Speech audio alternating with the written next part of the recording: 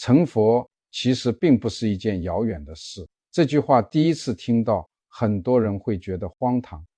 我们从小被教导，佛陀要历经三大阿僧祇劫的苦修，要在无数世的轮回里一点一点积攒功德，才能在菩提树下证得无上正等正觉。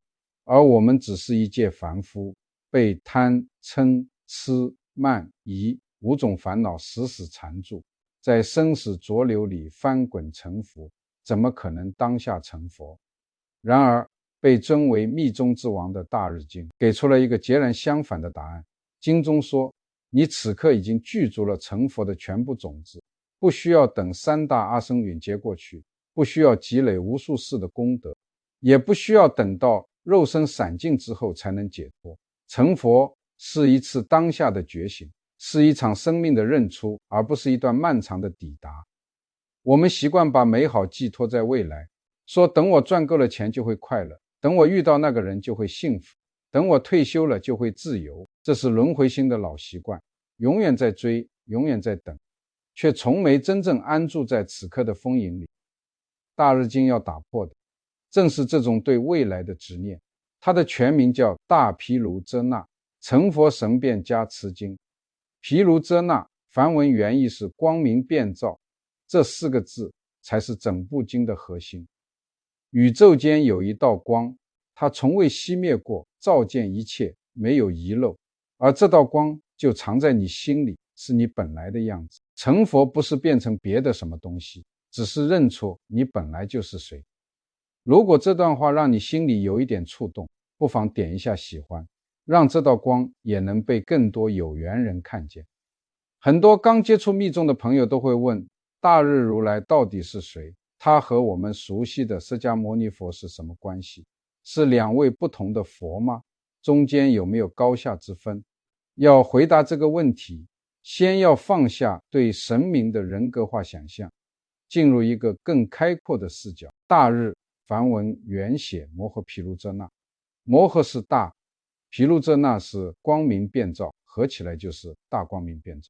但这里的大日不是我们抬头能看见的东升西落的那颗太阳，那颗太阳只能照亮白天，照不进黑夜，只能照亮外面的世界，照不进内心深处。而大日如来的光是法界的光，是般若的光，是一切觉悟者共通的那份智慧光明。经典里有一个很精妙的比喻，世间的太阳虽然明亮，光却总有偏重，朝阳偏东，夕阳偏西，正午当顶，子夜全无。而大日如来的光明遍照一切，不偏不倚，不分贫富贵贱，不问善恶好坏，一视同仁地照耀万物。这已经不是某个神灵的形象，而是对宇宙真理的一种象征表达。在密教体系里，大日如来象征的是法身佛，也就是诸佛所证得的那个永恒不动如如不变的真理本体，没有形象，没有颜色，不受时间空间限制，不生不灭，不增不减。佛教称它为真如法性如来藏。而释迦牟尼呢，他是2500年前出生在古印度迦毗罗卫国的悉达多太子，舍弃王位出家修行，在菩提迦耶经过49天禅定证得无上菩提。此后在人间弘法45年，讲经300余次，最后在居士那城的娑罗双树下入灭。从历史角度看，释迦牟尼是一位真实存在过的觉悟者，是人类历史上伟大的导师。在三身佛的体系里，他属于应化身，是佛陀为了度化不同根器、不同时代的众生而显现出来的一件衣服。那么法身和应身到底是什么关系？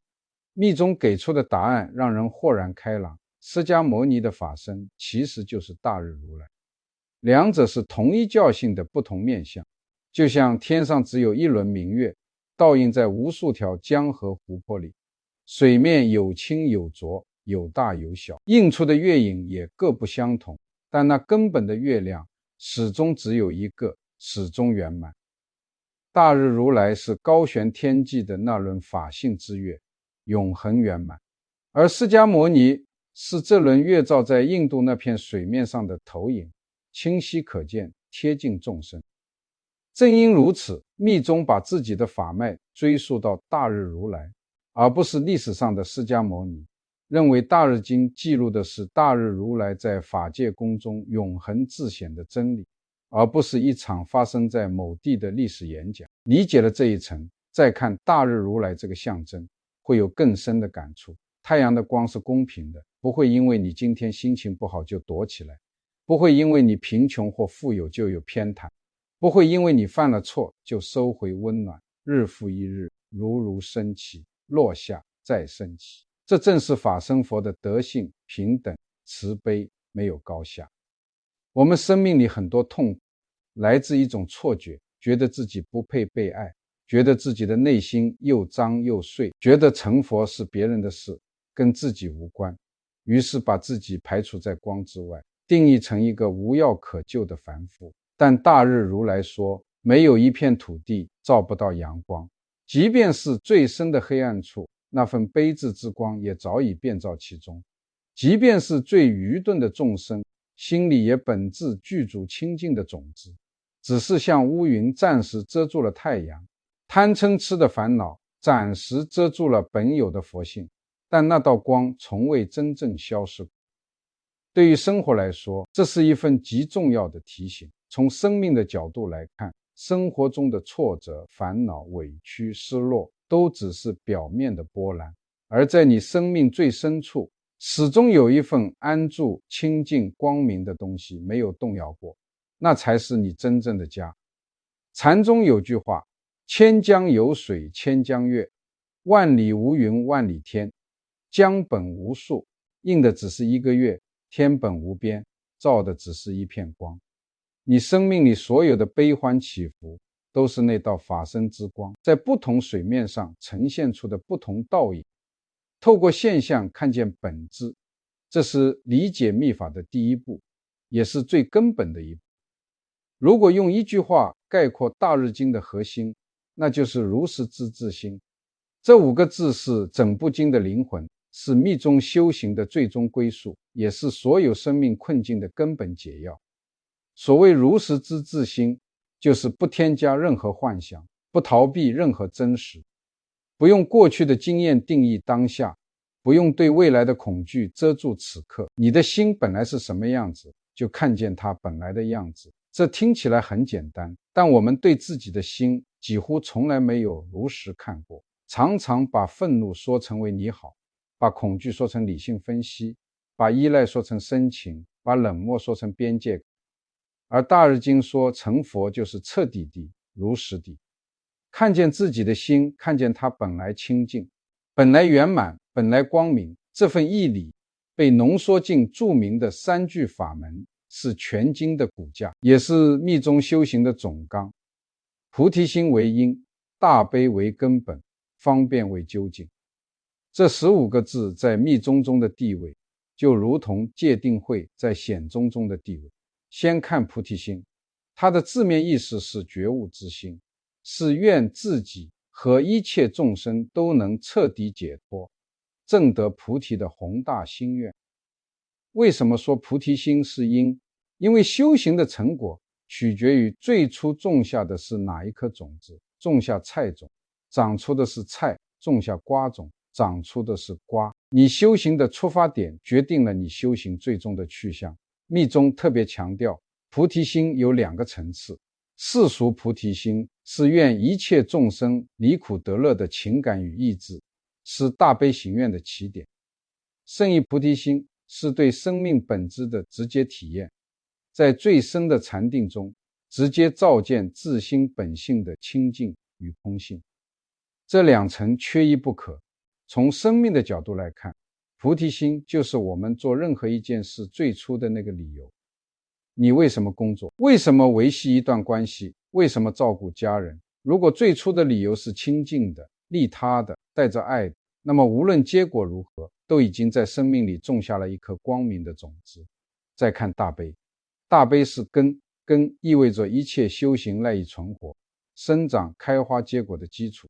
没有根，树会枯死；没有大悲，再多的智慧修行也只是沙上践踏，终究会坍塌。密宗认为宇宙的终极实相不只是空，而是空性与慈悲双运，在最深的空性体验中自然升起的没有分别的大慈大悲。这种慈悲和日常的怜悯不一样，日常的怜悯常常带着高低之别，我在上面，你在下面，我帮你，心里难免有一丝优越感。而密宗的大悲建立在同体的基础上，因为深深体验到你我之间没有本质差别，都是同一份光明的流露，所以你的痛苦就是我的痛苦，你的解脱就是我的解脱。对于现代人来说，这份教导告诉我们，真正维系一个人生命健康的不是成功，不是财富，而是与他人之间那份真实的连接与悲愿。一个人一旦失去了对他人的悲悯，内心就会开始干涸，变得孤独冷漠，觉得活着没有意义。那是因为切断了自己与生命之根的联系。最后是方便，方便的原意是接近的方式，是善巧的手段，不是借口或偷懒，而是为了利益众生而采取的一切智慧方法。为什么说方便是究竟？因为真正的佛法不是一套僵硬的教条，而是能够随缘应变，以种种形式接引种种根器的智慧。大日如来化现为释迦牟尼，是方便。释迦牟尼对不同根器讲不同的法，是方便。方便是智慧的延伸，是悲心的落地。从生命的角度来看，真正有智慧的人，不是把道理讲得最漂亮的人，而是能在每一个具体的当下找到最恰当方式去爱，去帮助别人的人。爱一个孩子，不是每天说我爱你，而是在他需要支持的时候给予支持，在他需要空间的时候给予空间。陪一位老人，不是给他最贵的补品，而是坐下来陪他说说话，让他感到自己没有被遗忘。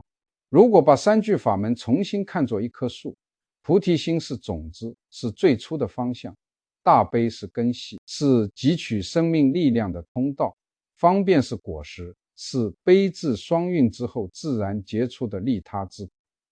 一棵树需要好种子，需要生根，也需要在恰当时节成熟的果实，缺一样，这棵树都不完整。这也提醒我们，今天做的每一件事都可以拿这三个维度检视一遍。出发点、基础、方式，如果三者都清净健康，那么无论结果如何，生命都在朝着成佛的方向前行。中国佛教史上有一场持续1000年的争论，至今余音未散。争论的焦点是法身佛能不能说法。显宗以《涅盘经》等经典为依据，认为法身无相，超越语言，既然没有形象，自然无法开口，说法是应化身的事。但密宗，尤其是大日经，给出了完全相反的回答。法身不但能说法，而且时时刻刻无处不在的说法，只是他说的不是人类语言组织的话，而是一种更深邃、更广大的实相之语。这个义理被日本真言中的开山祖师空海大师提炼成一句话：身字即实相。他解释道：五大皆有想，6尘皆是文字，法身以此说法。五大是地、水、火、风、空这5种基本元素。密宗认为宇宙的一切现象都是5大的组合与流动，每一种元素都有自己的声音。地的声音沉稳厚重，水的声音流淌润泽，火的声音温热跃动，风的声音自由流转，空的声音寂静无边。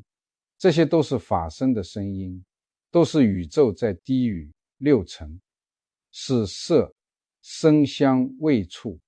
法是我们感官所能触及的一切境界，都是文字，都是法身以非语言方式写下的经文。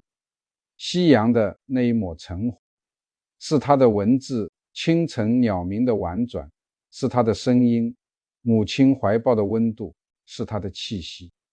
宇宙是一本无字之书，只是我们心太忙太吵，听不见这份无处不在的低语。苏轼有一首诗，写他在庐山听瀑布声时的领悟，大意是说，溪水的声音就是佛陀在说法，山的形色就是佛陀清净的法身，夜晚一切自然的声音，共同讲说了万千法门的精华，而这一切又该如何转述给别人？这正是身智实相在生活中的显现。当心真正安静下来，放下分别，就能听见那种说不清道不明，却比语言更深刻的东西。对于现代人来说，这份教导有着极重要的疗愈价值。我们生活在一个极度嘈杂的时代，信息轰炸，社交媒体的洪流，工作的高压，人际的纷扰，心几乎从没安静下来。而密法在邀请我们偶尔停下来，去听一听风过树梢的声音，去感受阳光落在皮肤上的温度，去闻一闻雨后泥土的气息。这些不是消遣，而是与法身直接连接的方式。密宗还认为，我们经历的每一件事，遇见的每一个人，面对的每一个困境，都是量身定制的教导。那个让你最难过的人，往往在用最直接的方式让你看见自己内心最深的执着。那个让你最苦恼的处境，往往在指引你去照料某个最需要被看见的生命功课。生活本身就是一场亲自设计的修行课程。问题不是为什么要承受这些，而是这件事在向你揭示什么。即生成佛这4个字，是密宗最惊人的宣言，也是最常被误解的一个教义。有人把它想象成一种神秘仪式，以为身体会发光，会升空，也有人彻底质疑，觉得这不过是宗教的夸大其词。要真正理解它，需要先建立一个概念，叫6大缘起。密宗认为，宇宙万有都是由6种基本元素构成的。地大象征坚固与固体性，骨骼、牙齿、山川矿石都是地大的显现。水大象征流动与凝聚，血液、体液、江河、雨露都是水大的显现。火大象征热性与光明，体温与消化的热力，太阳的光热都是火大的显现。风大象征流动与生长，呼吸气息，大气流动都是风大的显现。空大象征容纳与无碍，身体的孔窍，宇宙的虚空都是空大的显现。10大象征觉知与了别，意识与感受，是10大的显现。这6大构成了宇宙间的一切存在，无论是山河大地还是人类身心。密宗最革命性的一点是指出，你的6大与宇宙的6大是同一个6大，这不是比喻，而是对真相的直接描述。你身体里的水分曾经在大海里流淌过，你骨骼里的钙质曾经在星辰中存在过，你呼吸的空气曾经流过无数生命的肺。你的6大与法界的6大在最深的层次上没有分别，这就是寄生成佛之所以可能的根本原因。因为你的身体本来就是法界的缩影，本来就包含宇宙的一切元素，本来就与大日如来的法身没有差别。问题从来不是你是否具备成佛的条件，而是你是否认出了这个早已具足的事实。明白6大缘起，再看三密加持就容易理解了。三密是生密、语密、意密、声密，是用双手结出特定的手印，每一种手印都是宇宙能量的符号性表达。当双手结成特定的印气，身体就在模仿宇宙的某种结构，与法界的某种能量频率产生共鸣。语密是持诵真言，也就是咒语。密宗认为每一个音节都是宇宙法音的直接投影。当持诵时，声带的振动与宇宙的法音发生谐振。意密是在禅定中以清净的心识构建出佛菩萨的形象或曼陀罗，并安住其中。这是三密里最深邃、最根本的一环。理解加持这个词对现代人尤其重要，很多人把它当成一种外来的神秘保护，好像在向一个超自然权威祈求恩赐。这种理解还停留在表层。密宗的加持字面意思是安住，保持是佛心与众生心相互交融的意思。空海大师解释说，家是如来的大悲心，慈是众生的信心，如来的大悲加倍到众生的信心上，众生的信心又领受如来的大悲，这种双向的流动就叫加持。用现代语言来说，这非常接近共振的原理。两个频率相同的音叉，其中一个振动，另一个即便没有接触也会跟着自动振动，这就是物理意义上的谐振。当行者以清净的身口意去模拟佛菩萨的三密，并以深切的信心安住其中，身与意就开始与佛菩萨的三密发生谐振。这就是即身成佛在实践层面的意义。密宗对即身成佛有一套极细致的三层分析：理具成佛、加持成佛、显得成佛。理具成佛是说，一切众生在本性上本来已经是佛，佛性如来藏，是每个生命本具的清净真心，永远不会消失，不会增减。就像阳光本来就在，只是被乌云暂时遮住，乌云不是阳光的一部分，一旦散去，阳光当下就在。加持成佛是通过三密加持的修行，在某一个当下真实体验到我即是佛，佛即是我的状态，不是理论上的理解，而是一种直接的活生生的体验。那一刻身心的局限暂时消融，法性的光明真实显现，显得成佛是最究竟的层次。经过长期修行，烦恼的遮蔽彻底清净，理具层面本有的佛性完全显现，不再只是偶尔的体验，而是恒常稳定无可撼动的觉悟状态。这三个层次给了我们一个极有智慧的修行坐标。我们不是在创造什么新东西，而是在拨开遮蔽本有光明的乌云，不是走向一个遥远的目标，而是在每一刻修行中让本有的佛性更多显现一点。每一次静坐是让乌云稀薄一点，每一次持诵是让阳光穿透一点，每一次接应是让法身的形象更清晰一点。最后要特别谈谈密宗对身体的看法，因为这正是即身成佛终身这个字的根本。在很多传统里，身体被视为灵魂的牢笼，是修行的障碍。密宗的看法完全相反，认为这具肉身正是成佛最直接最圆满的工具。因为你的身体是六大的和合，而六大是法界实相的基本构成。你的身体就是一座微型宇宙，一座行走的曼陀罗，具足了法界的一切功德。总之，不用舍弃父母所生的这具身体，积正大觉位。这是密宗对即身成佛最完整的定义。不需要等身体死亡，灵魂升天才能解脱。就在此刻这具身体里，就在这一期生命中，你可以证得无上菩提。身体不是累赘，是法身的显现；肉身不是牢笼，是成佛的圣殿。每一次呼吸是风大的流动，是法身的气息；每一次心跳是火大的跃动，是佛的温热；每一次感知是十大的觉察，是化身的智慧。密宗常用一个比喻说明自己与显宗的差别。显宗的修行路径好比乘坐车马，稳稳当当，一步一步经过漫长岁月，最终抵达。密宗的即身成佛好比乘坐一艘能飞越山川的法船，不受地形限制，直接抵达彼岸。这个比喻说明了两条路径在效率上的差异，但也必须说清楚，显宗的渐修讲究从起修，先修戒律，再修禅定，再修智慧，一步一步经过三大阿僧迎接，最终证得菩提。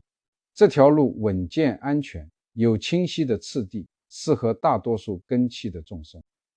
密宗的路被称为果地修行，从果起修，不把自己当作正在前往成佛路上的凡夫，而是直接以佛的身份作为修行的出发点。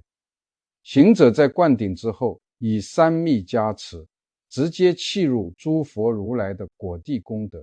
这就像学游泳，一条路是先在岸上学理论，再一点点下水慢慢练习，另一条路是直接被一位游泳高手带进水里，在浮池中立刻体验游泳的真实感觉，虽然还不能独立游泳，却已经在游泳中，而不是准备游泳。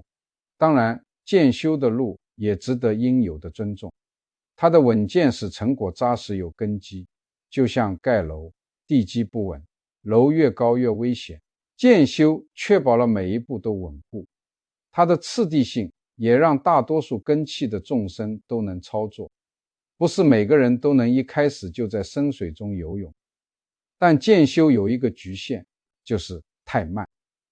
三大阿僧觉解是一个几乎无法用人类想象力去把握的时间跨度，而我们每个人的一期生命只有短短几十年，要面对生老病死的煎熬。密宗的慈悲正在于看见了这份迫切，提供了一条在这一世就能彻底解决生死大事的道路。两条路各有各的完整，谈不上谁对谁错。密宗与显宗还有一处根本差异，是对烦恼的态度。显宗的基本立场是断除烦恼，把贪嗔痴慢疑一点一点断掉，压制超越，直到心地清净。这个方向没有错，是修行正道的基础。但密宗有更深一层的智慧，叫转烦恼为菩提，不把烦恼当成必须消灭的敌人，而是当成尚未驯服的宝贝。它们本质上是能量，是生命力，只是方向走偏了。一旦调转方向，就成了修行的助力。空海大师有个比喻，叫驯服野马。一匹未经驯化的野马横冲直撞，破坏力极大，没人能用它。但高明的骑手不杀掉它，而是用智慧驯服它。驯服之后，同样的力气与速度，它成了最好的坐骑，能带主人飞越千山万水。烦恼就是那匹野马，贪欲驯化后是无边的悲心，嗔恨驯化后是斩断迷惑的智慧，愚痴驯化后是清净的明觉。这是一种相当高阶的智慧，需要相当的定力才能真正把握。如果功夫不到，贸然拿烦恼当燃料，很可能反被烦恼卷走。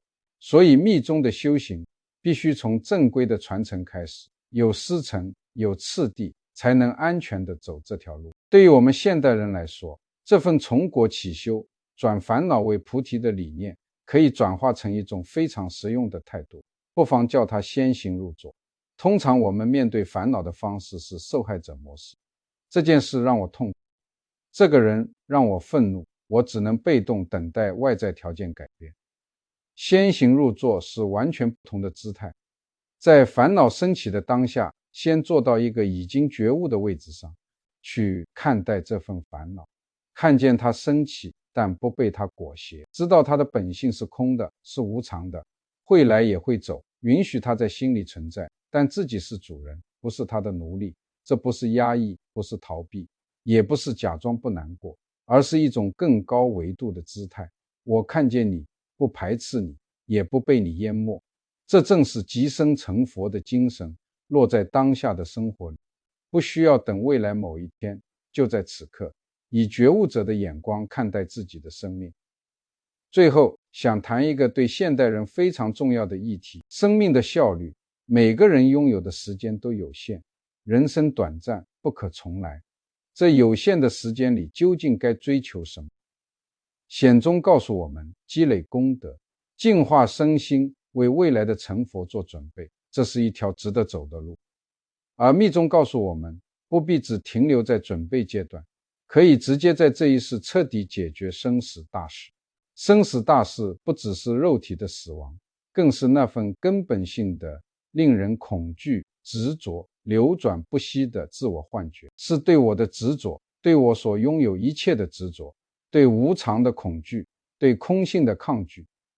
当我们通过三密的修行，通过对六大缘起的体证，真正体验到自我的边界消融于万法的无二无别，这份生死大事就在当下得到了彻底的回应，不需要等三大阿僧讲解，就在这一世，就在此刻可以彻底解开。这是密宗最深的慈悲，也是寄生成佛最终极的宣言。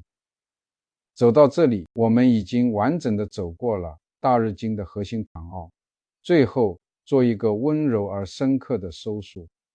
大日如来的光从未熄灭过，从无始以来就一直在你心里，不是等你修行到某个阶段才出现，不是等你做了多少好事才被点亮，它始终在那里，从未离开过你。你本来就是一尊被暂时遮蔽的大日如来，遮蔽它的是那些关于我不值得、我不够好、我要保护自己的固执念头，是对过去的悔恨，对未来的恐惧，是对别人评价的依赖和对自己真实感受的压抑。这些妄想执着就像乌云暂时遮住了阳光，但阳光本身从未真正离开过。所有的修行，无论是持戒、禅定、念诵、结印还是观想，做的都是同一件事，拨开那些乌云，让本有的光明重新照耀出来。这份教导并不是要求每天做多复杂的仪轨，也不是要出家隐居，而是邀请我们在日常生活的每一刻去发现三密的足迹。当你伸手拥抱一个需要被爱的人，那一刻是生密，身体在传递慈悲的能量。当你说出一句真实、温柔、发自内心的话，那一刻是语密，声音在传递真理的光明。当你在某个当下放下所有执着与防御，只是如实的安住在此刻，那一刻是意密，正在接触法界清净的本性。生活本来就是道场，每一刻本来就是修行成佛，不是获得一种你现在还没有的能力，而是找回你本来就有，只是被暂时遗忘了那份安乐与自在。